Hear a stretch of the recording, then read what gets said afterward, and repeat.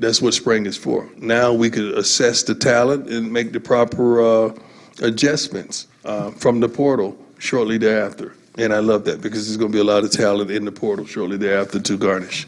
Change has to be provoked, and that's why we're here. If it was great, I wouldn't be here. We just got to find the type of kids that are who we are, and we will, expeditiously. But I don't want them to get misguided because what you see is not what you're going to see. You heard that? What you see is not what you're going to see, okay? And that's a loaded response. You all know that we're going to move on from some of the team members, and we're going to reload and get some kids that we really identify with. So this process is going to be quick. It's going to be fast, but we're going to get it done. The team that we're playing with now is not the team that we're going to play with in Texas the first game.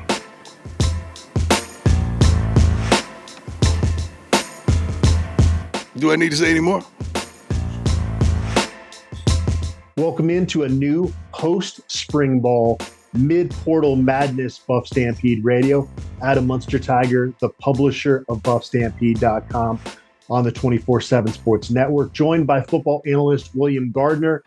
William, first off, I hope you're doing well. Before we get into all this portal talk, because that's really going to dominate this show, I wanted to get your reaction to the spring game. We haven't had a chance to talk since mid-spring ball. Well, I think it's I think everybody wanted 70 degrees and sunny skies, and that didn't work out. But one of the sort of amazing things to me is that Coach Prime and this staff, they can turn anything into an extravaganza. It's kind of like the Ringling Brothers Circus came into town or something, and it was just unprecedented and unusual. And I don't know if they have it like that, if that's maybe par for the course at Ohio State or Alabama or someplace like that. But even with all the cold weather and the rain and the snow, it was still nuts. I thought, gee, maybe the weather will keep people away, and it was a full house, and it was a full house. Some areas weren't open for seating, obviously, but a lot of people, a lot of excitement, a lot of recruits there. So it was just really, it was quite an event. And with the media and the way it was played out with, the ESPN announcers and what have you, and the opportunity, all those former Buffs there for kids to meet and for fans to meet. It was just, aside from the weather, it really lived up to every expectation. There was so much positivity in Folsom Field on April 22nd. Yeah, despite the weather, a little bit different being in the press box during the spring game, but that was one of the most fun experiences I've had covering this program. Just to have that energy back in the program was incredible, and it was crazy. The press box felt like a real game because of how many people were in it. Yeah, it's kind of crazy from all over the country just coming to see what's going on. And this staff, they don't really make excuses, and they don't let anything get them down. It's like the weather's the weather. We can't change it, so let's roll. We got our plan. We're going to keep on going with our plan. We're not changing it. The game itself was a spring game. I don't know. I mean, at least it was a game between both sides, I guess. But it was fun, see what guys were doing out there and all that kind of stuff. But it was a heck of an event, and they had a lot of guys there for recruiting, and I think it's paying off in terms of guys committing and what have you. And what you keep hearing from these recruits is the energy and the excitement and the plan, that there's a plan for everything, which is something that's been missing for a long time at CU. But, I think I don't know if you meant to talk about the actual game itself, but we can. I don't know how much you really want to take from that, though, to be honest with you. Right. Well, that's what I think that it would be general, sort of general takes, and I think this offense is going to look really good, and I think there's question marks on defense, but I think there's a lot of work to do on defense. I think that Shedeur Sanders is a very good quarterback. I think that was clear. He made reads, he got the ball out to people. Seeing Hunter up up close for the first time. I mean, you just can't escape the fact that he is special. Even with all those other great athletes out there, you watch that guy, and it's like it's ridiculous almost. It's like some NFL All-Pro came back to play in this game. He just makes it so effortless. So a few things, like I think the offensive line could be pretty darn good. But then I don't know, maybe our defensive front wasn't very good. Who could tell, right? So I guess those are sort of the general things that kind of come to mind. And that's about it, I guess. That is about it. Yeah, because the roster already looks so different than it did at the spring game, right? But yeah, to your point about Travis Hunter, and I said this in an analysis video with Brian during spring ball. If folks didn't get a chance to watch those, I would go back and watch those because we shared a lot of our thoughts throughout spring ball. But I got in a debate with somebody on a satellite radio show that was saying it was irresponsible of Colorado in Coach Prime to ask Travis Hunter to play as much as they're going to ask him to play both ways. And my response to that was, if you're making that argument about 99.9% of guys, I would agree with you, but Travis Hunter is that 0.1%. You mentioned he could be out there against other great athletes and still stand out. That's the type of special talent that he is. Well, I don't know how it's irresponsible. I mean, I guess maybe you're susceptible to more injury, but guys come here to play ball.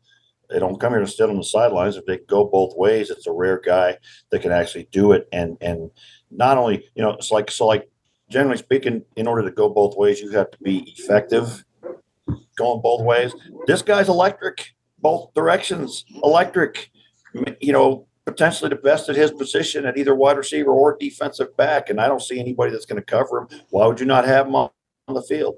I like seeing, we'll get into this, I'm sure, but I like seeing him bring in some of these other cornerbacks so that we don't have to play him on defense if we don't want to, that it'd be a luxury. But my goodness, why would you not have the ball in this guy's hands every play on both sides of the ball if you could do it? Today's episode of Buff Stampede Radio is brought to us by Macaulay Capital, Fractional CFO Services. If you're running a successful small to medium-sized business, you have an impressive set of skills, but as your company grows, you face new and different challenges. When you eclipse $3 million in revenue, you likely have a whole new set of financial challenges. Are you looking for financial guidance and support, but don't have the resources to hire a full-time CFO? Well, we have a solution for you. Hire a fractional CFO from Macaulay Capital. A fractional CFO can work with businesses on a part-time basis, providing the same expertise as a full-time CFO at a fraction of the cost. You get the benefit of having a seasoned financial expert on your team without the commitment or expense of a full-time hire. They love to help your business thrive by improving its profitability and eliminating your financial headaches. Get a long-term partner you can trust to help craft your financial strategy, understand the profitability of each client, help manage your cash smartly so you can take advantage of rising interest rates, and more. It's likely that a partnership with Macaulay Capital will be a win-win situation, meaning that your business will make more money from the guidance of a fractional CFO than the total cost of partnering with Macaulay Capital. For more information or to set up a meeting, visit macaulaycapital.com or email cfo@macaulaycapital.com. That's MCCAULEY capital.com. Coach Prime said he loves his Florida boys. He's a Fort Myers product himself. And William, they're just loading up with guys with ties to the Sunshine State. Just in the last week, they've landed Florida State defensive back transfer Omarion Cooper, junior college offensive lineman Kareem Harden, who's from Florida. They've pulled in Florida offensive line transfer David Connor, Alabama defensive back transfer Jaquez Robinson, Florida State transfer Brennan Gant, and Auburn receiver transfer Tavarish Dawson Flip from Cincinnati. And then you got to throw in, if you're going to have this talk about Florida boys coming to Boulder, you got to talk about Cormani McClain, the top-ranked cornerback in the country coming in this summer. It's going to have a real SEC/ACC feel to it, this roster. Well, I think so. And I think Florida is in terms of population is one of the bigger states in the country, and it's nice weather there all the time. So athletes really develop. There's a lot of speed that comes out of that state, and speed's something that, people talk about the speed in the South. Well, if you transplant that speed into the Pac-12, it's going to be different than what people are used to seeing here on a regular basis. So the other thing is that's where he feels comfortable, and that's where Coach Prime's roots are. So he has his connections there and what have you. So it just kind of makes sense. I guess people, I wait for people on the board to say, oh, but Southern kids don't stick around. But, with Deion Sanders as your head coach, I think it's a whole different story, especially with, a couple of big name coaches from Alabama and what have you like that. But I think everybody that comes here from down there is kind of blown away by what they see and experience in Boulder so far. So it's kind of a no-brainer move. I don't think anybody else really could have done it except maybe Deion Sanders, to make Florida a well state for CU football. But it seems like a no-brainer idea for him. It's kind of like, what's the big deal? Yeah, they tried it with Jim Leavitt and Tumpkin having ties down there. They might have had one other assistant coach, and they pulled in a few guys from Florida, Johnny Huntley, Joe Meese, but those guys just didn't pan out. And then there was this problem with Louisiana players coming in, getting homesick, and not fitting in and going back. But yeah, now that this staff has all those ties, and even down to the training table, they're having more of that kind of that Southern feel around the program. I think it's a little bit different deal.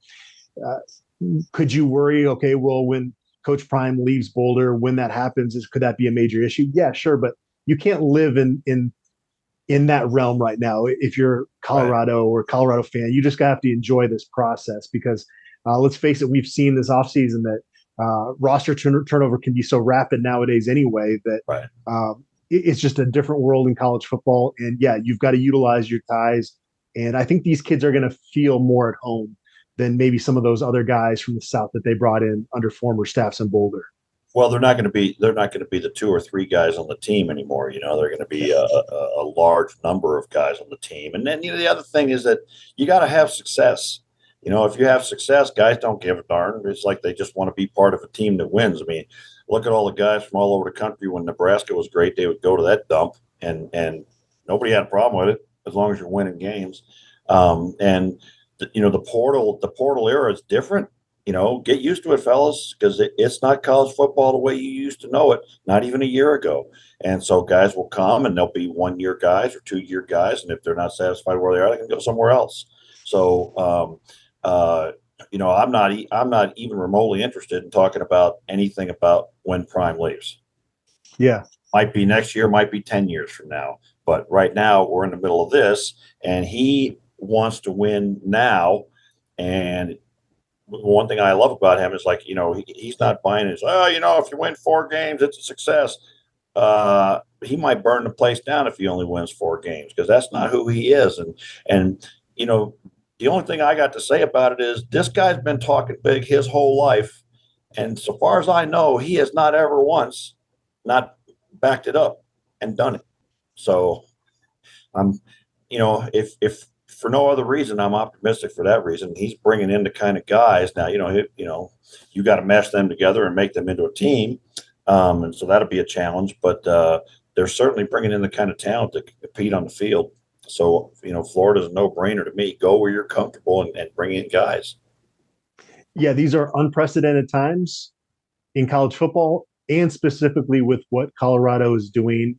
This roster turnover is catching national attention. I've done a lot of radio interviews across the country in Duluth, Minnesota, Omaha, Nebraska, down in the South. Everybody's talking about Colorado because they see this number of guys, 50 scholarship players that have transferred out of the program since last season concluded. And it shocks your system when you see that number.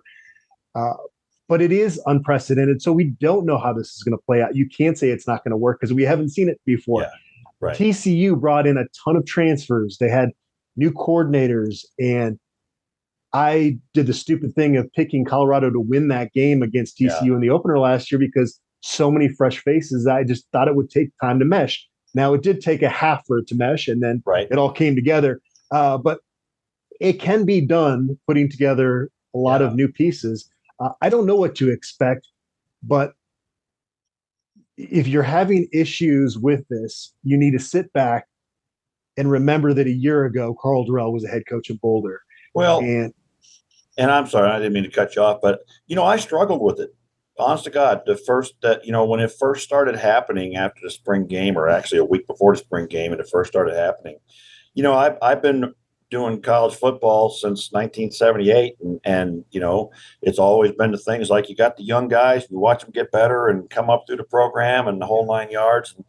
And now, I don't know, now as it was starting to happen, I was like, well, we're going to have 75 mercenaries coming in. And I guess I have to change my way of thinking and just see the CU uniform, because I'm not going to know the guys that are inside of it. Right. So it's a whole new paradigm of college football to me, as a guy who's always known who all the players are and followed their exploits and things like that. So I don't blame anybody that's struggling with it, but it is how it's going to be. So either get used to it or you're going to have to move on. And this isn't going to happen every offseason, right? You're getting in. I do think as long as Coach Prime is around, they will utilize the portal more than most programs nationally, but you're not going to have 50 guys leaving the program again. But it does raise the question, how much do you actually bring in high school kids? If your goal is to bring in guys that can play now, is there any point to bringing in guys that you have to develop because you develop them for 2 years and then they go somewhere else? I don't know. People are going to have to figure that out. Well, this is a little off topic, but I do think you're going to start to see a real big shift in NIL going away from high school recruits. And I think you're already starting to see this trend take place, to where the NIL money is going to be more for those transfers. Right. Somebody that's shown something. It's sad, though, because that's going to create a lot of farm teams out there, right? And we saw that happen with Colorado before Coach Prime got to Boulder. You're going to see it at the group of five. Somebody at Fresno State blows up, and you're going to have a hard time if you're not one of the elites of keeping those guys around. So that part's sad. No, there's no question. I was talking how NIL and the transfer portal was going to have this negative backlash long before it ever became enacted. But then there also becomes this point to where this is the new reality. At some point, you're just an old man yelling at clouds. You have to accept that it's not going back to the way that it was, unfortunately. Right. So, and it's like everything else in life, everything changes. That's the one commonality of life, is things change. People don't like change, but that's the one thing that is going to happen every day, and you adapt or you don't. And if you don't adapt, you fall by the wayside. And so it's going to be a whole new thing. A lot of these current head coaches are not going to fit, not going to make it, because they're not used to this. And so the ones like Prime, who can adapt to the new system, are going to thrive, and others are not. So it will be interesting. I think there's going to be big changes in the next few years in college football. We talked about the influx of talent from Florida. Let's talk about the mass exodus that's been happening in terms of players leaving the program. We didn't prep for this, William, but let's go down the list of the departures and quickly say whether we think it's good attrition or bad attrition. Now, when we say it's good attrition, that means that it's not necessarily a guy that has no potential, can't go somewhere else and have success, but it's a guy that where Colorado is in terms of building things from 1-11 to hopefully in Coach Prime's eyes, competing for Pac-12 championships, whether this is a step in terms of basically, can they upgrade this position? Does that make sense? Yeah, and I guess there's kind of two ways. I mean, one way looking at it is this somebody that can play and help you next year? And then secondarily, is this somebody who can play and help you maybe within the next 2 years, maximum 3, right? Something like that, at that level. All right, let's go with the guys that have landed somewhere else already. Let's start with Owen McCown. Is that good attrition or bad attrition? And I guess we should put a disclaimer out there and say, hey, don't beat me up on the board, because everybody's got an opinion. So, yeah. This is an exercise where you kind of have to take the emotion out. Yeah. And that's going to be tough for me with some of these guys that I've known, like Right. a Travis Gray, since he was, Right. a junior in high school, and you develop this reputation, and you want him around because you have that relationship. And it didn't feel good when Montana Lamonius Craig and Jordan Tyson hit the portal. Like, no Colorado fan felt good about that. So I get that. But for this, it's all about on-field product here. Yeah. Owen Right. McCown, is that good or bad attrition? in That's your good. opinion? Good attrition. Are you keeping score for both of us? I am, and I'm actually gonna go bad attrition there, just because the biggest issue in the program right now is backup quarterback, and he could have been that. But I totally understand why he needs to go somewhere and pave his own path. He's going to be a really good player at UTSA. That's a great level for him. Yeah, I mean, I think it's good attrition because nobody's going to stay to be the guy behind Shadur anyway, and we got better guys coming up behind him in my view. Okay, JT Shrout. Good. Agree there. Brendan Lewis. Good. Good attrition. I agree. Let's move along. Don't need to spend any more time talking about what we saw at the quarterback position in Boulder the last 2 years.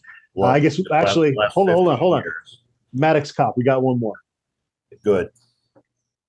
I agree. Do we need to spend more time on that? I don't believe so. Let's turn the page here. Receiver Chase Henry. Good attrition primarily because they're bringing in guys that are better, but I think he's going to do well where he goes. We're at Boise. Yeah, we're seeing Travis Hunter and Jimmy Horn play receiver this spring. That's what makes me say this is a good attrition, but I don't feel great about it. I think Chase Henry is going to do really nice things at Boise State. He's a good player, but I had to deal with some injuries here.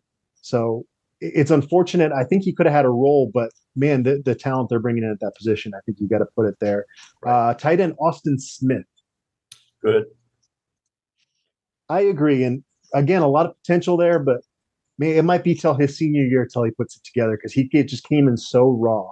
Right. So and I'm sorry. It also, watching the Kent State videos, that they just don't seem to use a tight end that much, and he's not the three that they kept are more traditional types, and he's not. Tight end Zach Courtney. Good. Yeah, that's an easy one. Offensive lineman Casey Roddick. 1 year of eligibility left. Bad. I agree there. He would have been one of the starting guards. Yeah.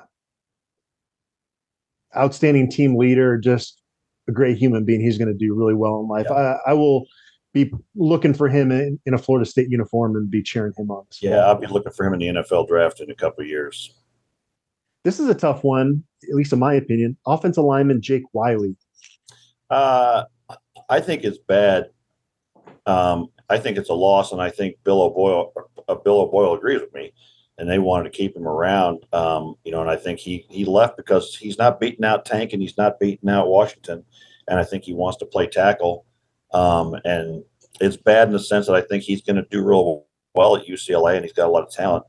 But at the same time, they're bringing in some big old boys, and I think we're going to be okay without him. Yeah, I'm going to put him in bad attrition as well. This is a situation where if you're Colorado, you feel kind of bad because you've invested, not the current coaches, but just the program in general, invested a lot of time in him and trying to develop him. And it's happening. But now when he puts it all together, it's going to be in another Pac-12 uniform. Right. Austin Johnson going to Charlotte. Big salsa. That's good attrition. Good attrition? That seems like the right level for him. Right. I like him as a player, but he's clearly, at least a level below the guys we got at guard right now. Offensive lineman Noah Fensky going to Southern Illinois. Easy. That's a bad or good attrition, excuse me. Yeah. Defensive lineman Janaz Jordan. He was already off the team. Let's not include him. Yeah. Linebacker Aubrey Smith going to Houston. I think that's bad attrition. I think the kid can play, and I think he's going to be a real star down there. He earned his number this spring, was only one of 13 Buffs to do it. So that's all I think I need to say there. Cornerback Kalen Moore going to Cal. Good. This is kind of like Chase Henry in the sense that, like, in previous years, it wouldn't be good attrition, but when you have Cormani McLean, Travis Hunter, and Kendrick Breedlove transferring in. Like you've got top level. Yeah. Whereas Kalen Moore is a solid Pac-12 corner, but not to that level. Well, and he's no Jacquez Robinson.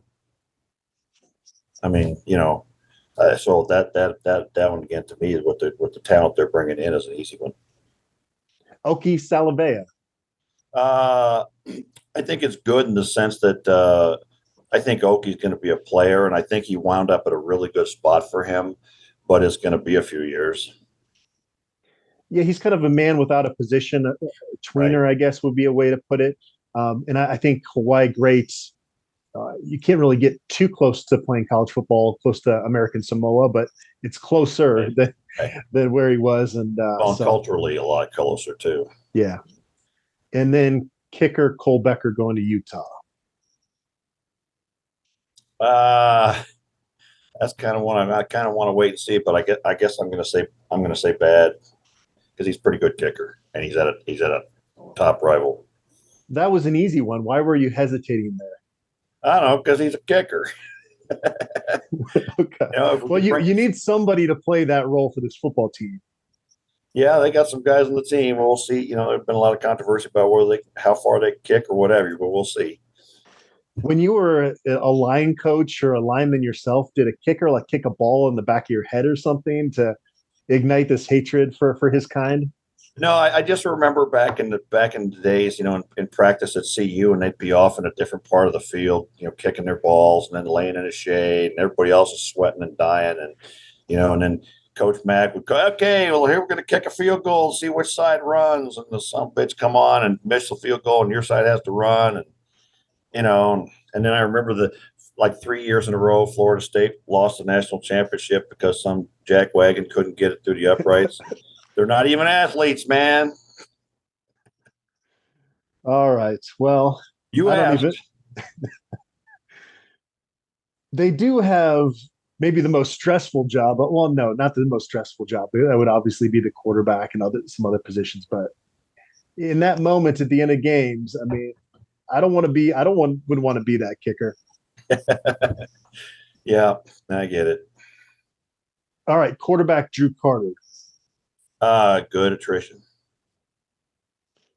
Running back Deion Smith. It's a tough one. I think that's good.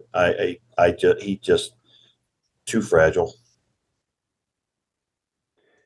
I'm going to say good attrition because the only reason why is that just opens the door for a little bit more Dylan Edwards on the field this fall. Running back Victor Venn. That's good attrition. I think Dylan replaces him, and he hadn't shown that he was going to do anything anyway. Hard to say definitively, but yeah, Edwards is kind of a similar back, but to another level in terms of just overall playmaking ability. Running back Jaley Stacks. Well, I kind of liked him, and I haven't seen that we've replaced him yet, but I'll call him good, but I still think we need to get that signature running back in here. Not sure Smoke is that guy. Yeah, good attrition for me as well. I liked actually him when he was in more of a fullback role back in 2021. Yeah. It just was trying to fit a square peg through a round hole when they were trying to make him a traditional back. And then they've got Victory Johnson's older brother that transferred in that's playing fullback for him now. He was running with the ones in some of the short yardage situations during spring ball. Why am I blanking on his name? He's got an awesome name too. Champion or Victory? Champion. Yeah, I was going to say that. Yes. Yep, that's it. Which one is which? All right, Jordan Tyson. I'm not going to say good. I think that's bad attrition. But then again, the big question mark is when is he going to be ready? And if you need guys that are going to play in game one and be ready to roll, I don't know if he's going to be that guy. But I think he's pretty close to the equal of any of the guys they're bringing in. Yeah, he's maybe not going to be 100% when the season starts, but he's recovering pretty well. It kept him out of spring ball, which is unfortunate, but he's a really good player. And I don't quite know why people keep underestimating him as much as they do. He went to Allen High School in Texas, one of the top programs in that state, balled out his senior year.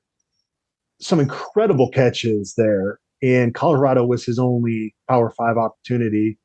He turns heads moment one, Yeah. starts to become one of the top playmakers in the conference as a freshman, and then gets hurt.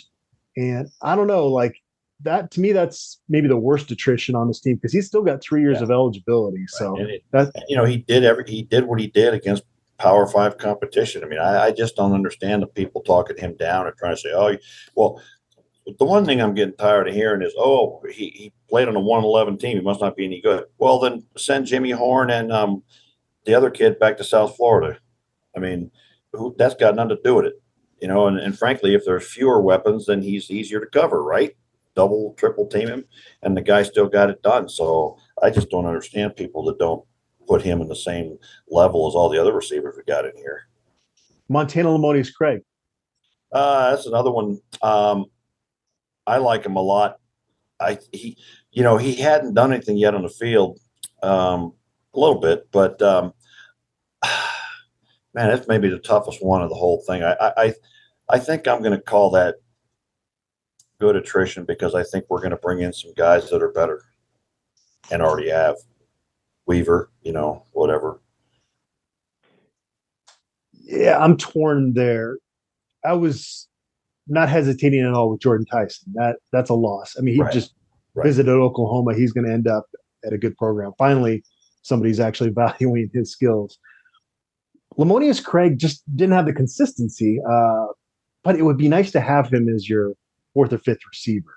Right. So I'm going to say bad attrition, but good for him for kind of cashing in on the spring game. Now, 98 of those yards came where nobody covered him, and then a walk-on missed a tackle. He's a good player, and he's made some really incredible catches.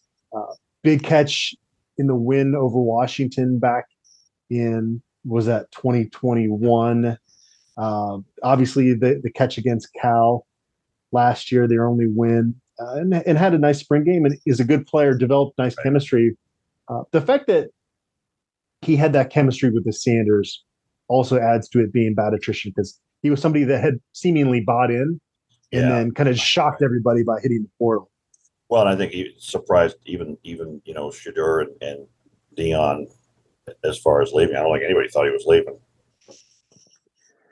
We got some more receivers to run through here. Chase Sowell. That's good attrition. I agree there. I think he has a chance going group of 5 to be a pretty good player. Also, who knows? He's a really good baseball player and could have done that coming out of high school. Receiver Grant Page. Good attrition. Yeah, he's working rust off after having that torn ACL. It's just hard to say exactly when he's going to be a Pac-12 caliber type receiver. It wasn't going to be in 2023, so that's good attrition for me. Receiver Ty Robinson. Good attrition. I agree with you. Yeah, it's just not clear to me that he belongs at this level. Here's an interesting one. Seydou Traore.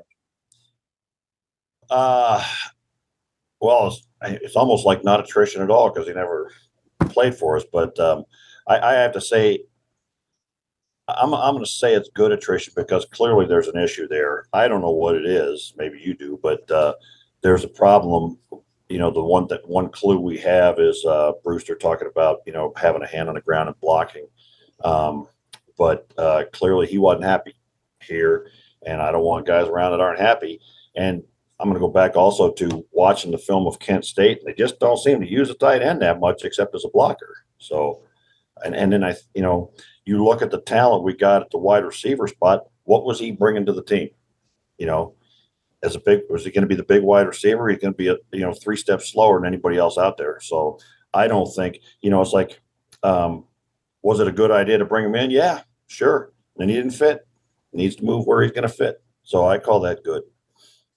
I'm going to say the same thing, and I hope this doesn't come off as like some type of sour grapes because it just didn't work out for him in Boulder because he is talented. I mean, you can't catch 50 passes at the college level, albeit Arkansas State, and not be a really good player.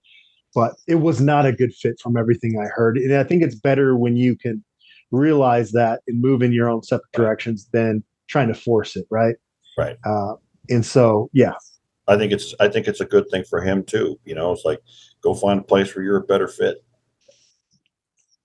Offensive lineman Travis Gray. I really like Travis a lot. I think down the road, I think, fourth or fifth year, he's going to be a guy who could play pretty well. But that said, the guys that they're bringing in are not that far ahead of him in terms, maybe a year or two older and way ahead of him in terms of their abilities. I think he has talent. He just doesn't have. He's just so unpolished and maybe not as mobile as some of the other guys we have at tackle. So I would call that good attrition, even though I'm sad to see him go, and I really wanted to watch him develop. Yeah.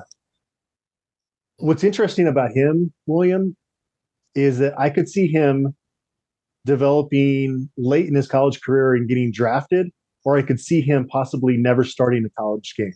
I could see it really going one of either ways because he's certainly got the physical attributes and he's got a great attitude, a great personality. Right. Can he put it all together? I really have no idea.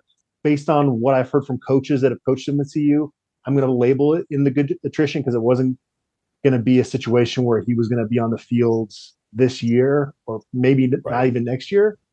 But I would not be shocked if he puts it all together. I really don't know what to think of him in his potential. He's got all the physical attributes, but with some guys, you never know quite if the light's ever going to come on. All right, offensive lineman Jackson Anderson. Good attrition. I agree. Alex Harkey, another offensive lineman. Just to speak on that a little bit, watching some of the video of him as a second team center, as an offensive line, it was painful to watch. And so good for him. He needs to go where he needs to be. He's just not quick enough. Anyways, don't mean to beat up on the kid. No. It's good to have context to this. Yeah. And we're not trying to be brutal. I think we're going to be I can't really play the fan role often, but when they transfer somewhere else, if I'm on the couch, I'm always going to be rooting for these former Buffs. So this is not anything that have ill will towards any of these guys. We definitely hope they do well. This exercise can kind of be brutal at times. Right. Offensive lineman Alex Harkey. Good attrition. I don't think that we're not going to miss a beat with him. He was just not living. He's not the same level of the guys we're bringing in. Offensive lineman Luke Eckhart. He's another one like Travis Gray. I'd like to see what happens with him, but again, given the talent we're bringing in, I don't think it's a loss. So I'd call that good attrition. But I'm going to keep an eye on him because I think he might turn into something. Yusef Muharbil. That's a big surprise. But then watching those videos of the winter conditioning, it's not too big of a surprise. And I would call that good attrition because, man, he even after winter conditioning, he was a long way from being in shape. Okay. This is going to be a tough one. And I'm going good attrition there as well. Yeah. Again, if it's clearly not a fit with those guys, if they're here 15 practices and already hitting the portal again. Yeah. Defensive lineman Jalen Sami. I think that's bad attrition. I think regardless of who they bring in, he's a guy that starts. And I look at that Sal Sinceri interview, and quite frankly, he was impressed with Jalen Sami. He just said he needed to get in better shape to be able to play more snaps in a row.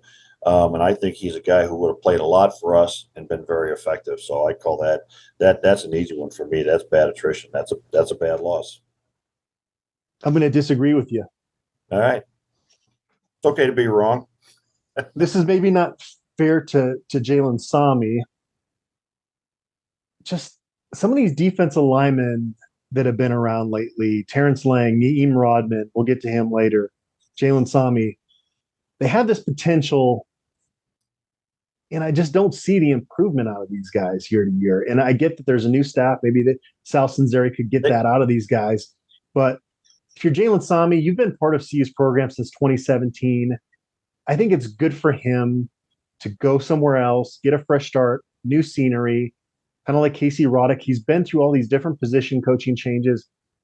And I think for Colorado, just to kind of flush out a little bit of, again, I'm not putting a 1-11 on Jalen Sami, but just getting some new bodies in there for change for the sake of change in this. I don't disagree with that, but I don't think it's fair to say he didn't show any progress because he didn't have any coaching. And I mean that all every year you shake your head, but show me who he had that's worth a damn as a coach, because Chris Wilson was checked out and didn't coach the defensive line worth a darn. And then they kept bringing in these new guys that are in their first year. And I don't think the guy ever got any good coaching here. So people don't understand how much you have to be taught how to play either line at this level, and you have to develop players. Now I watched just in the course of those spring practices, Sal Sinceri teaching fundamental issues that should have been taught years ago to these guys, and struggling to get it through to some of them because they've never been taught that. So I think, he goes somewhere, and I think I agree with you that for his own sake, he needs to get out of here maybe. But I think he's a guy that with Sal Sinceri's teaching really could have blossomed and turned into something. Yeah, it would have been a fun process to see what Jalen Sami could have been under him. I don't think that they meshed all that well. And he kind of started out on the wrong foot, not knowing the expectations early during spring ball. And I know that he got better as spring ball went on, but I don't know. I think for him, it sounds like he might go to Boise State. Yeah. Just to have a fresh start somewhere, I think would be good for him. And that'd be a good fit. And I want to just segue into telling people, look, they're bringing in some defensive linemen. I like them all, but there aren't any of them that can't miss going to the NFL guys. Okay. So, we got 5 defensive linemen. The best of the bunch is Cokes, I think, by far, but it's no sure thing that all these guys they're bringing in pan out. That's a good point. Yeah. Defensive lineman Alan Baugh. Yeah, that's good attrition. He never belonged at this level. Defensive lineman Tyus Martin. This is another controversial one. I think that's bad attrition. I think Tyus Martin has a future, and I think he's got the size to do it. But he's going to need more developing than some other guys. And so I personally think that's bad attrition. I think we could have used him. Really like Tyus a lot. Just that back, I don't know. That's a tough deal with him, and I hope he plays and stays healthy forever. But I'm going to put that in good attrition. Defensive lineman Naeem Rodman. I think that's bad attrition too. I think he's played a couple of years at the Pac-12 level and showed that he's very stout. He's not the kind of guy that escapes blocks and makes plays in the backfield.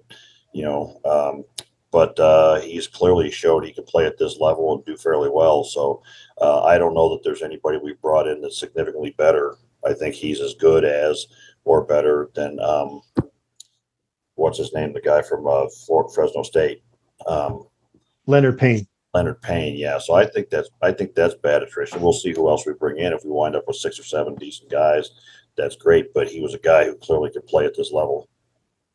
It's tough because he was hurt this spring, so it's hard to say how he was taking to Sinceri's coaching and in that sense. But I've got to kind of stick with what I did with Sami, and I'm going to go good attrition here. You've officially passed me on the bad attrition side of things, but just by one. We're pretty close. Defensive lineman Ryan Williams. That's good attrition. He was very borderline for this level. Aaron Austin. Good attrition. The guy, he's a man without a position here at the P5 level. Taylor Upshaw, another in and out.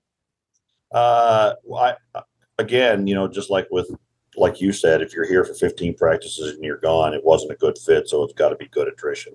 There's something wrong there, and whether it's you don't fit the scheme or what have you, it was interesting that he was practicing with Sinceri instead of with Williams. But anyway, they're going to find somebody as good or better, so I'm fine with that one.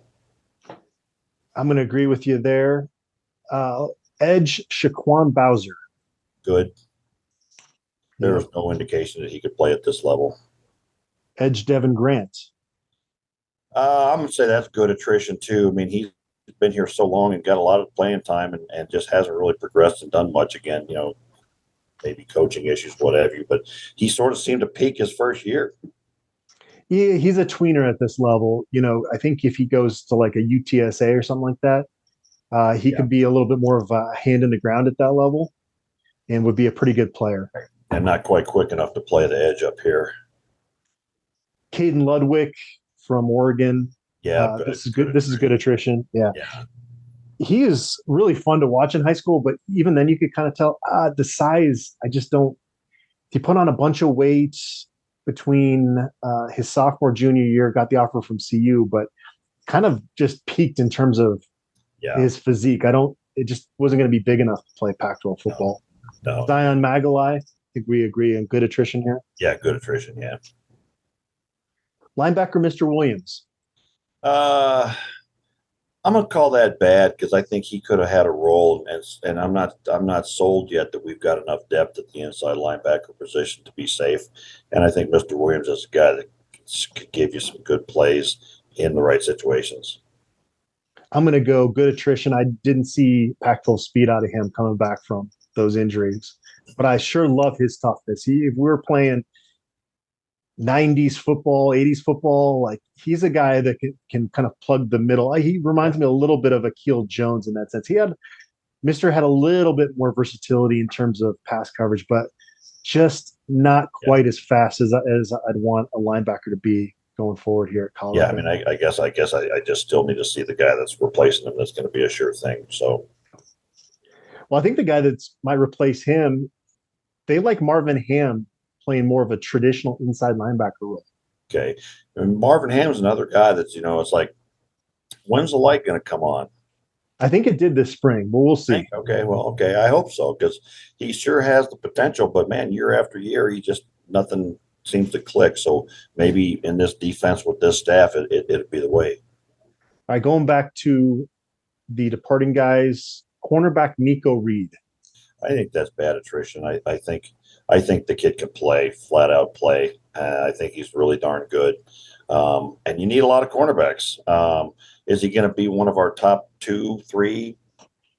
Maybe he's our number 4 guy, but he certainly can get out there and play and put 5 guys on the field. He's going to be one of them. Yeah, that's bad attrition for me as well. That's one of the most competitive players I've ever covered at CU. Yeah. And he's going to did he find a place yet, or is he? He is not committed anywhere, but I think I'd be surprised if he doesn't win Power 5. Right. Cornerback Jason Oliver. That's good attrition.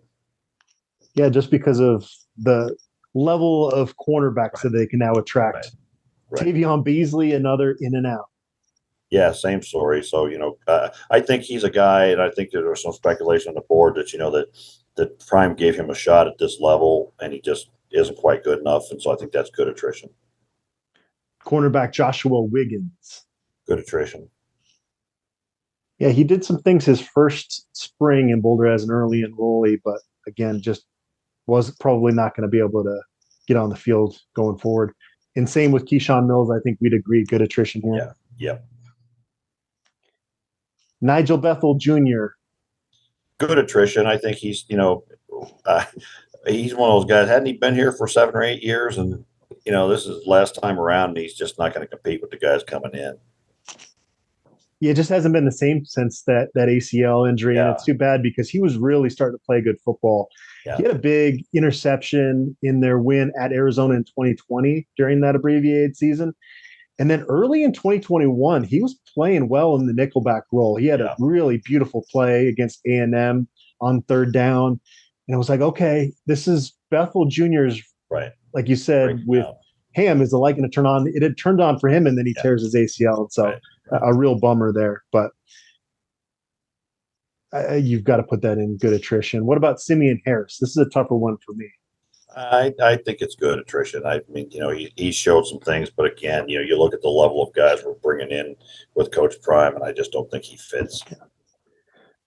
Yeah, I really like him and his competitive spirit, like Nico, just really competitive kid.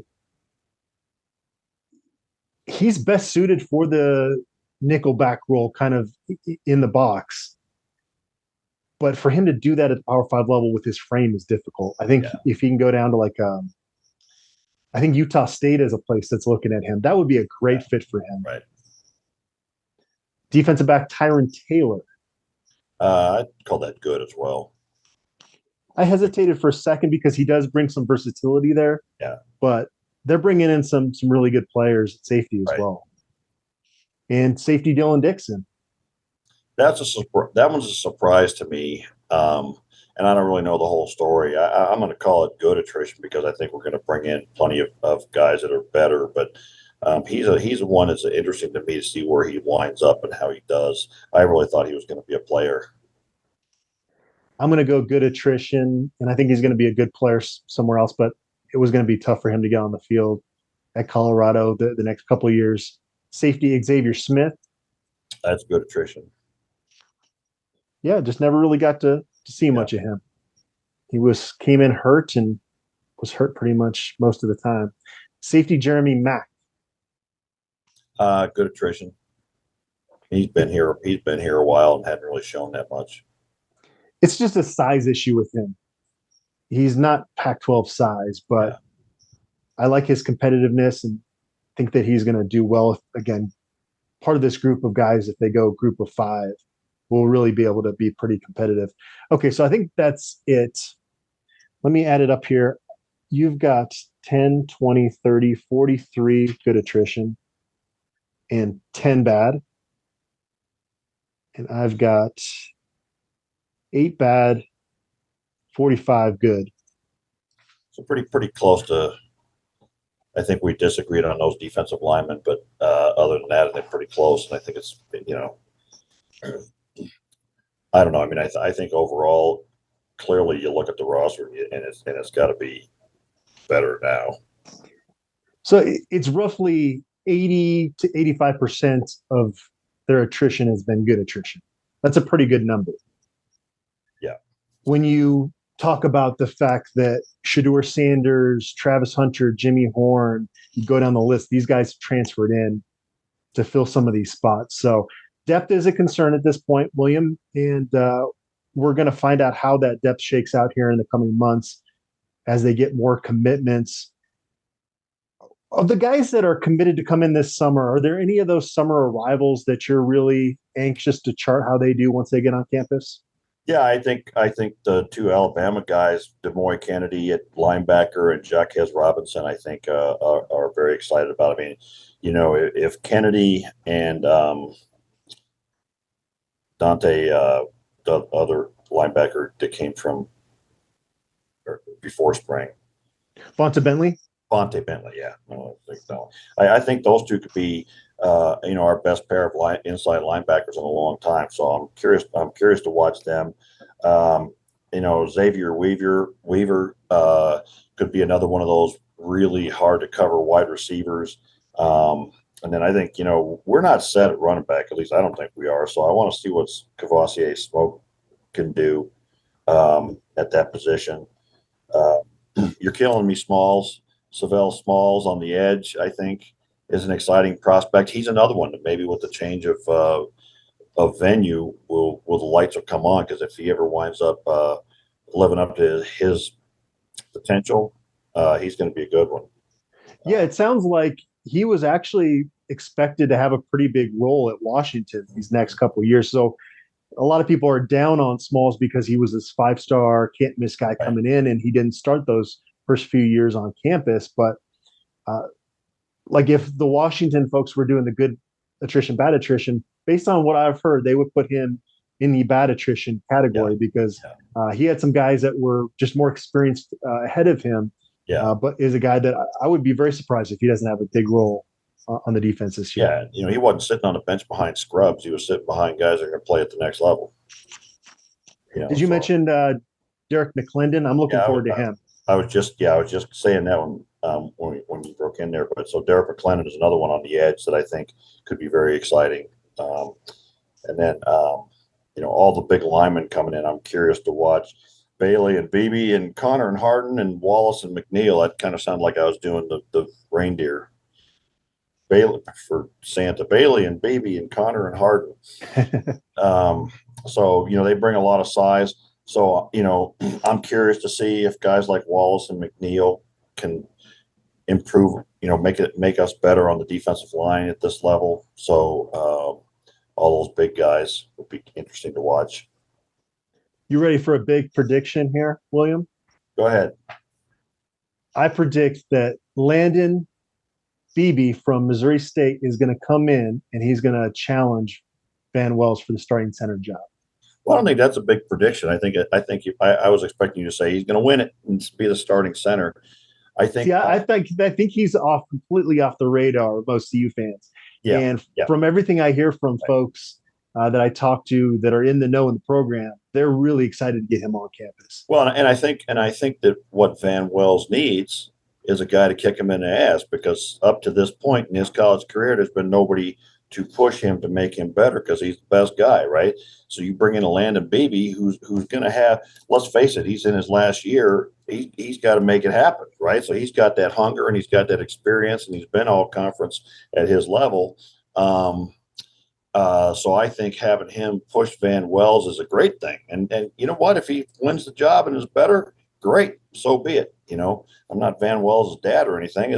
I just think he's a heck of a talent. But I think it was clear from Bill O'Boyle that he thinks Van Wells is a special talent too, but he needs to get the fire lit. Yeah. And maybe bringing in this guy that could take his job away from him will light that fire, There's 12 guys that remain from the 2022 team. Sophomore running back Anthony Hankerson. You've got tight ends Caleb Fourier, Eric Olson, and Louis Passarello. You've got offensive tackle Jared Christian Lichtenhan. We just talked about center Van Wells. You've got redshirt freshman offensive lineman Carter Edwards, junior edge Joshua Gustav, junior linebackers Marvin Ham and Isaac Hurtado, sophomore linebacker Owen Carey, and junior safety Trevor Woods. The remaining dozen guys there, William, a couple of them are surprising. We wouldn't have predicted that Luis Passarello, Joshua Gustav, Carter Edwards would still be on this list a couple months ago. I wouldn't have bet against Carter Edwards. There's no reason to get rid of him. He's a fairly highly recruited guy with some size. And so there hasn't been anything that I've seen that says he can't play at this level. I mean, clearly he's a better talent than, say, a Jackson Anderson. So it's not too surprising that he's not gone. It really kind of all depends on, did he buy into the work level? And obviously he did. So that one, but I think Passarello and Gustav are big surprises to me. But I think they're clearly like Passarello quite a bit. One is number, was the first one to get his number, and sort of plays the tight end in the way that they like to use it, which is as sort of a glorified tackle to some extent. But I think it's interesting that the three guys that remain at tight end are all those traditional tight end type bodies. And so it remains to be seen what Lewis is going to do with the tight end position, and if we bring in anybody else in this portal. But it's interesting. If Luis Passarello starts this season and is a positive impact player for the Buffs, would that be more or less of a comeback story than what Jarek Broussard did back in 2020? Well, I think it'd be a much bigger story, because I don't think anybody, including myself, ever thought Luis Passarello even belonged at this level. I don't know why the heck he got a scholarship, but look, the new staff came in and they liked the kid. So I think he's another one of those guys, though, that unless he's all America level, man, a lot of guys on the board are not ever going to get on board with Luis Passarello just because of who he is, right? But if the staff likes him, if Brewster likes him, you got to give him some credit for that. And there's got to be a reason. So it'll be interesting to see how Lewis uses the tight end position in his offense and what Brewster does as far as playing time. So what's left in terms of needs here? You've got, as of the recording of this, 19 open scholarships. So you kind of have needs across the board, but tight ends segueing from the Passarello discussion. Tight end probably has to be number one, right? In terms of a need at this point. Well, do they? I don't know. I was going to say, real quick, to some of those other guys, I don't know what's going to happen with some of them. I look at Joshua Gustav and I have a hard time thinking he's at the same level as some of these edge players coming in. He's had some medical issues. I don't know what the situation is there. I'm going to be anxious to see if he's actually on the roster come August. Yeah, but before the injuries, he was starting to develop into a pretty decent player. Well, yeah, he showed a lot of things in 2020 and 2021, and then kind of had some trouble. But some of these other guys, I think Lichtenhan's going to be one of the best tackles in the conference. I think that Isaac Hurtado certainly showed something at linebacker to this staff. Trevor Woods is going to play a lot, and they love him back there at safety. So, of the 12 guys left, some of those guys are going to make a real difference on this team. So what's remaining here? Pretty much across the board. Well, I still think big defensive tackles is the number one need on this team. They don't have enough. They got 5, and a couple of those guys are smaller guys, from P5 standards of size of defensive tackle. So I think they need a couple more, absolutely. And they can't be projects or stiffs. They got to be guys that can play. So that's still the biggest need to me. I'm still not convinced we have that game-changing pass rusher on the team. Even with Jordan Dominic. He didn't show that to me in the spring. But so those would be the top 2 things. I'm not sure we got our top running back, frankly. I like Hankerson, what he did in the spring. Smoke will be interesting to see what he does. So I'm not sure we're done at running back. Looks like we're probably going to bring in another offensive lineman or 2. Yeah, they're at 12 scholarship offensive linemen. Typically, you want that number to be about 14 or 15, right? Well, but that's including guys that are, your freshmen or redshirt freshmen that are developing, I guess. So I think they've got. I think I like what they're doing in terms of a 2 deep on the offensive line with some of these guys still coming in. But some of the guys they're looking at are very exciting. Cameron Johnson. I'd like to have him. I wanted him when he was a freshman. When he was committed to us for 30 seconds. But so I still think they're looking at some linemen that could make a big difference on this team. But the tight end question, I think, is I wonder how they're talking about that in the coach's room. Are we going to use the tight end? What are we looking for? But I would say they clearly need another one. Well, they want to utilize the tight end quite often, but because of this up-tempo scheme, you're not going to be rotating a bunch of guys. So you need that every down type of tight end, which Seydou Traore just wasn't naturally a fit for that. Right. And so that's why when we were talking about him, it's like he's probably going to go somewhere, catch a lot of balls, and make Colorado fans envious that he's not on the team. But it's like, yeah, but the system doesn't fit him. And sometimes you want to tailor certain things within your system to what the players do best. But when you're going up tempo, to my point, you can't have guys running on and off the field a bunch. Right. And what you need in this offense is somebody to exploit the defense when they start to adjust to try to cover all the receivers, right? And so you need something underneath, whether that's a running back or a tight end, but that tight end has to be somebody. He doesn't have to be a guy that can catch 50 balls. He needs to be somebody that can block in a running game, but also, do some damage underneath that umbrella. I guess you could say he could be a Louis Passarello type. Huh? Right. There you go. Right. Why wouldn't that be funny? I want that to happen so badly. Right. It's like, I'd like to see him. Wouldn't that be crazy if he ended up with 30 or 40 catches, and the board would be apoplectic, but that would be so much fun to me. We'd be telling our grandkids about Louis Passarello and the turnaround he made. Next time we did our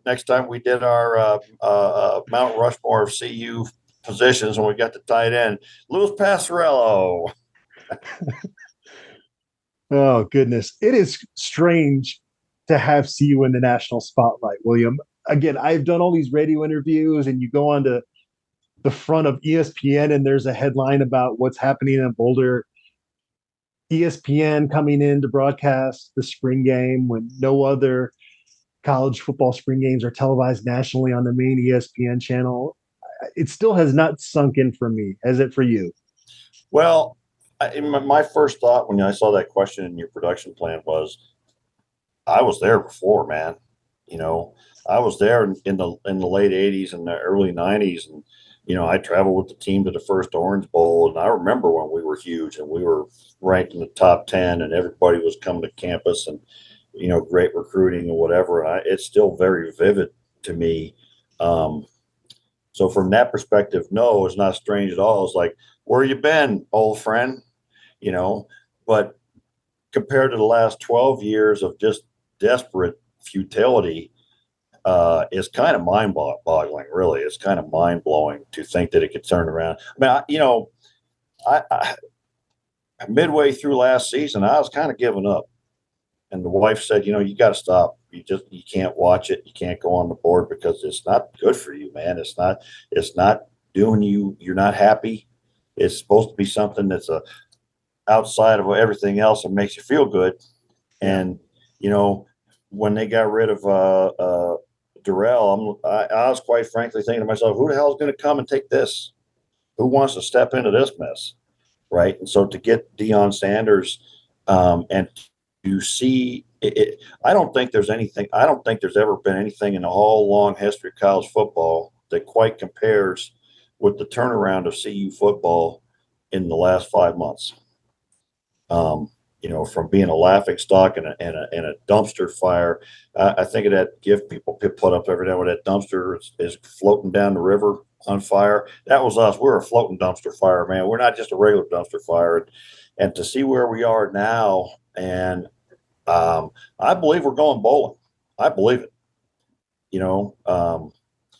Not sure how much I believe it if I was going to Vegas on it, but I look at the talent coming in here and just as importantly, the talent of this coaching staff. And I think people are going to see finally that it makes a big darn difference how good your assistant coaches are. And these ones are really damn good. So it's exciting. It's fun to have the media all over it. It's fun to have the ESPN come here and do spring ball. And it's fun to have people trash us out and talk about we suck and we're running off all of our players. What the heck? It's like, we were big bad CU back in the day when we were good, and the only time people ever trash you out is when you're a threat.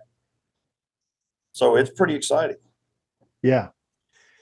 Coach Prime says that he's a need to be needed person, and he was needed at Colorado, and he has sensed that since he's gotten the job, and I think that fuels him. And it's fueling this whole staff, around him. The spring game was a surreal experience covering that. And so hopefully Coach Prime's around for, 5 years, and we can have some more of those and maybe sneak in a 60-degree day one of those years. It doesn't seem crazy to me that he could, stay here for a while because he certainly seems to fit in and loves the place. And he got that beautiful house and I don't know. I think Deion Sanders is a guy that's comfortable wherever he is, man. You drop him in the Arctic Circle, and he's going to be the biggest thing in the Arctic Circle, and just going to be happy and fit in and make it great. But he has been welcomed here, I think, in a way that he probably didn't imagine. And he could be the guy, that in 10 years there's a statue of him outside a stadium or something. So we'll see. It's very exciting. And there's just really no downside to any of it to me right now. My wife was shooting the spring game, was down on the field shooting photos. Hopefully people got a chance to see her photo galleries. She was really bummed out that she didn't get a chance to photograph Ralphie coming out. Oh, yeah. I felt bad for her, but I thought it was perfect because the first time that Coach Prime is going to run out onto Folsom Field behind Ralphie 6 is going to be when Nebraska is in the building. Yeah. How great is that? Yeah, and I hope. You talk about my feelings about kickers are bursting with love compared to my feeling towards the cornholers and Nebraska. And the wife has said, we may not be able to go to that game because I'm not sure I trust you with that fan base.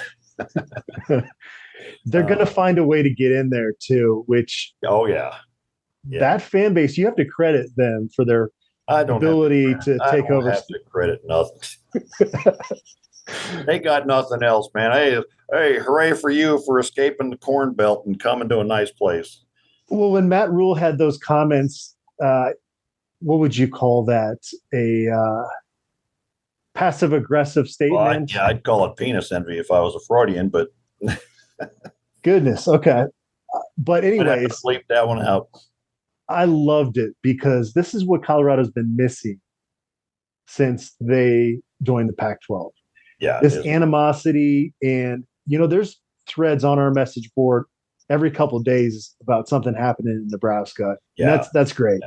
And it's never really developed with Utah. I mean, I don't know. I mean, I respect Utah. I mean, they're doing it the way you should do it. And so I've never really kind of had that. And they, Sal was my friend, man. And when they mocked his death, I'd still burn with hatred over that, and I remember going out there to games after I was done playing and, they busted out a window of our car because we had a Colorado plate. It's like, they want to talk about bad fans. All right, come on in, pal. We'll have that conversation. But there's a there's a animosity there that I don't think is matched in I don't know some of these Michigan, Ohio State things and where the teams truly hate each other, ever loving guts. But I think we match them up for the animosity between the two fan bases. I got a question for you. You can pick. Colorado will either beat Nebraska in September or they will beat USC in USC's final game in Boulder as members of the Pac-12. Which of those two would you pick? That's not even a question, man. I don't give a damn about Southern Cal. I don't. In that scenario, assuming that we get to go bowling in either one, I'll take beating Nebraska in Folsom Field and having a 3-win. Even against a program you've never beaten before. Don't care. To get that monkey off your back. There's no but there's no history. I mean, I don't know. I was in the house when Coach Mack put them up in red on the schedule in the old team house, and people made fun of him, laughed in his face. And I was there the first time when we beat them 20-10. I think it was 86. And after the game, the Nebraska players are crying, "We will never lose to them again," blah blah whatever. And I was there in Lincoln when we were upset. When we lost 7-0, and JJ Flanagan dropped the ball in middle of the field with nobody near him. And there's just so much history that goes back so far, and it's so personal to so many of us. But you do get to play at Nebraska at least in 2024, whereas USC this is it.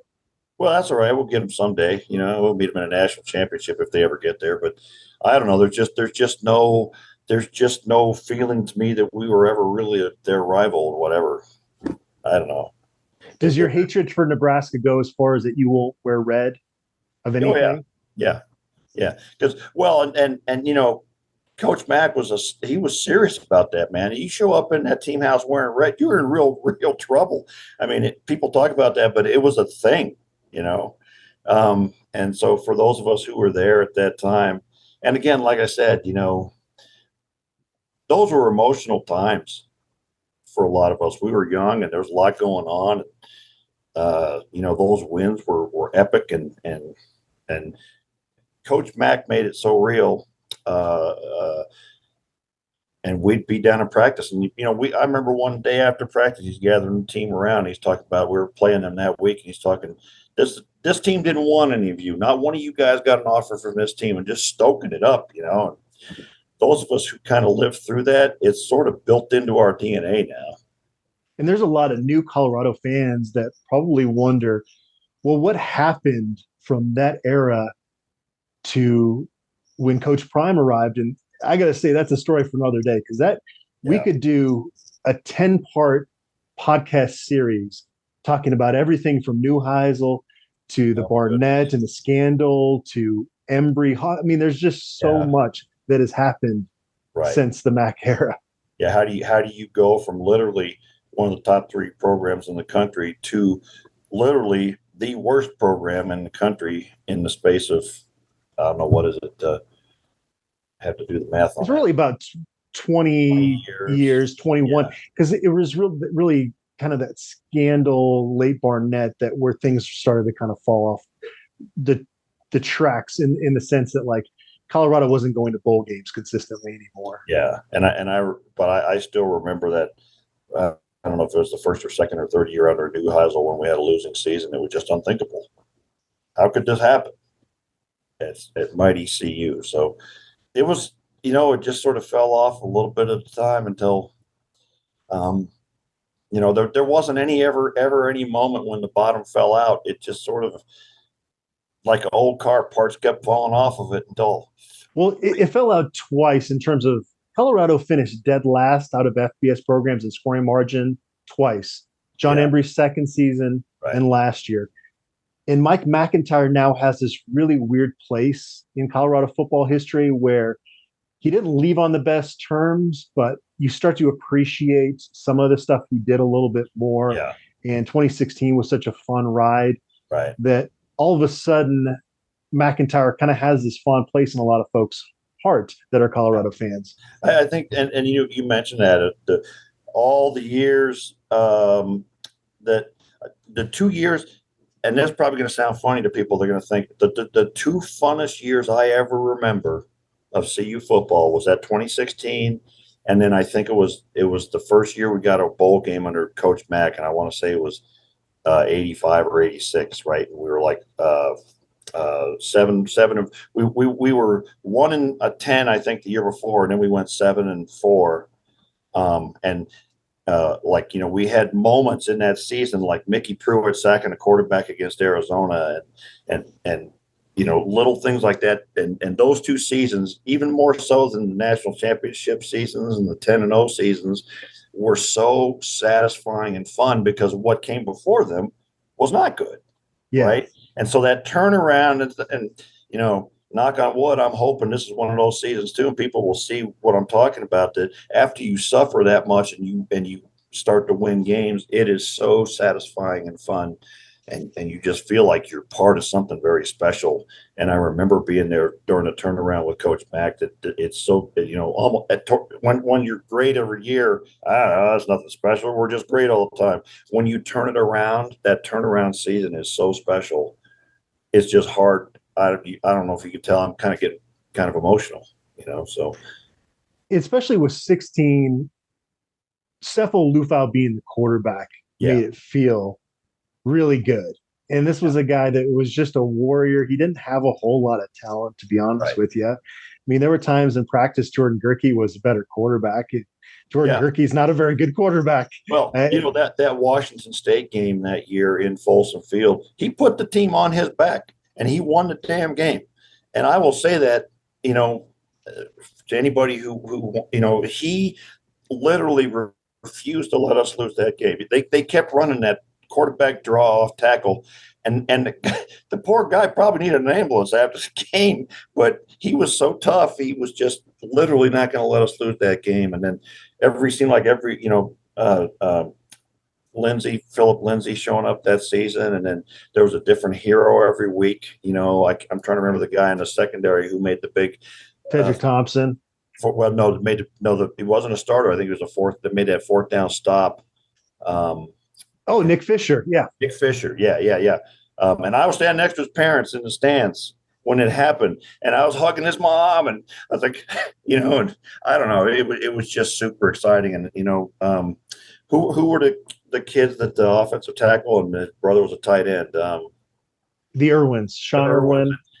Miss Irwin used to bring me up briskets from Texas every time she'd come up. And it was just special. You know, it was just super. Yeah, should have stayed home and not gone down to San Antonio, though. That was kind of a rough performance. Yeah, well, you know, by the end of that season, we were just wore out. We didn't have the depth. You know, we were just wore out. And you watched against Washington. It's just like and I think it's emotional.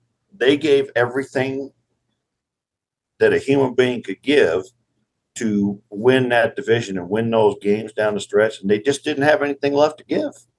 I mean, that team was emotionally spent before they ever got to that Washington game. And I think that was as big of a thing as anything.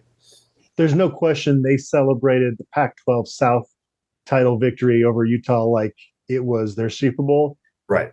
And to your point of where the program had been, they kind of deserved that moment, even though it made it hard to then get up and get ready for the Pac-12 championship game the next week. You certainly couldn't blame those young men that had been through, you know, the battles, Chidobe Awuzie, Tedrick Thompson, Kenneth Olobode, that had suffered so many close losses, and to finally get over the hump that, I think it would have been unrealistic to ask them to have a workmanlike attitude after that.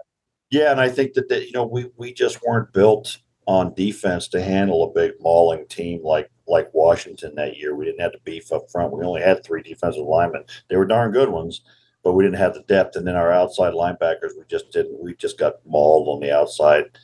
Washington, to their credit, had a lot of talent and found our weakness and used and exposed it. I mean, Washington State, Utah didn't have that ability, but it was just it's still sort of a magical season. It all kind of came apart shortly thereafter, buff stuff, but you can't ever take that away when you start, like you bringing it back to me now. I start thinking about each individual game and just how exciting it was.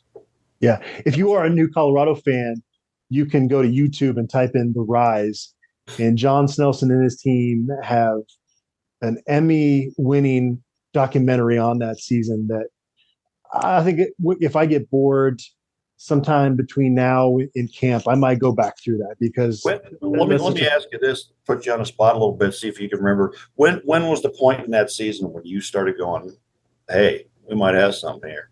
The Ahkello Witherspoon pick. That moment. Yeah. Yeah, I think it was a little bit before that for me. Was that long run by Philip Lindsay against Arizona State. Okay. And I thought, wow, we haven't seen that in a while. Well, that was after the Oregon game because Oregon was the conference opener. Yeah. Oh, okay. Yeah, okay. So the Ahkello, the big win against Oregon, but something about that big run by Philip Lindsay, I was like, because everybody talked, well, he doesn't have breakaway speed. Well, he sure does. So just that was another thing about that season. Philip Lindsay was another guy, undersized and just such a big heart. I don't remember which game that was with Mark Johnson. With Lindsay gets hit at the 2-yard line, just drags the whole defense in, and Mark Johnson, Lindsay. So that's Gus Johnson who was on that call. Was it? Okay. Yeah. No, that was a great moment in that season. We started talking about the transfer portal, and we somehow end up talking about the 2016 Pac-12 South Championship team. I think we tried to cling on to the last fun season that we've been around. Well, I think the connection is the excitement that Coach Prime has brought. I think that's how we got back there, talking about him and what fun it would be to have that happen again. Is sort of I think how we got there. So I think, it's a fun time right now. I mean, I can't see why anybody would not be positive and excited about everything CU related right now. Has it helped your blood pressure? Because you were mentioning that your wife was giving you almost an ultimatum with CU football during that 1-11 fun last fall. Yeah, it's a lot better. It's a lot more fun. Again, to have it be a fun thing instead of a chore and a drag. So, yeah, it's been positive. Well, this is my job, but it's not your day job. You've got work to get back to. Yeah. So we'll end the podcast here. But, William, this was a lot of fun. And, again, I hope none of the players take offense to us calling them good attrition. That was, again, trying to take the emotion out of this and just be real about the fact that that number of exiting players seems alarming, but the vast majority of those guys you kind of needed to move on. So hopefully that was a good exercise for fans out there. And always appreciate you, William. Let's do a film room sometime soon. We got a lot of incoming transfers to talk about. A lot to look at for sure. All right, and thanks to all of you out there for tuning in.